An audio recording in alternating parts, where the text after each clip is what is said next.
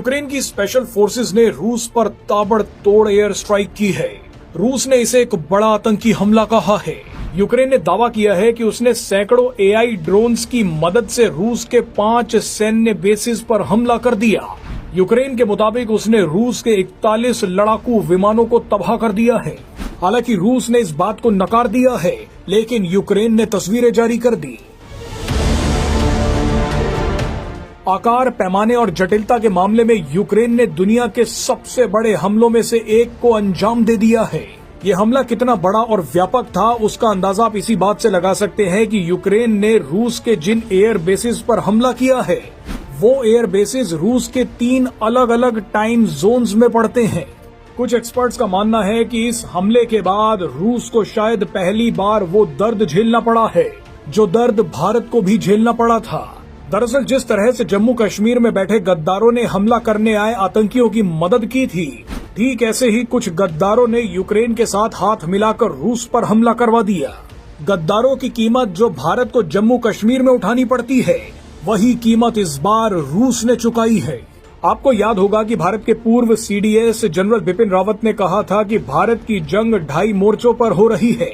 इनमें एक चीन है, दूसरा पाकिस्तान और 0.5 यानी आधे वो गद्दार हैं जो दुश्मन के वफादार हैं।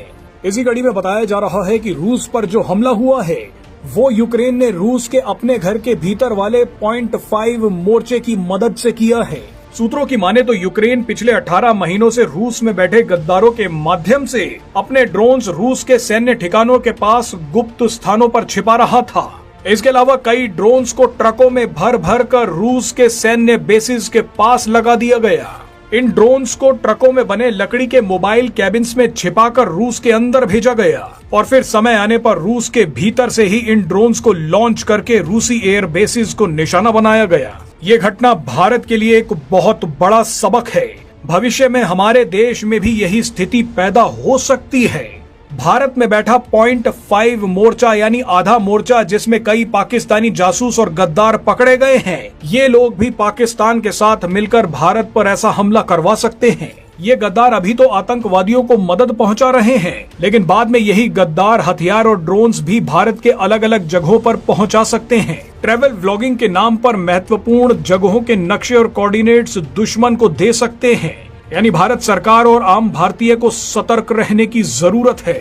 बहरहाल रूस ने बताया है कि उसने कुछ संदिग्धों को पकड़ लिया है। इस हमले के बाद पुतिन गुस्से से पागल हो गए हैं। मीडिया रिपोर्ट्स में दावा किया जा रहा है कि पुतिन पहली बार बदला लेने के लिए किसी नाटो देश पर पलटवार कर सकते हैं। रूस का ये हमला जर्मनी पर भी हो सकता है।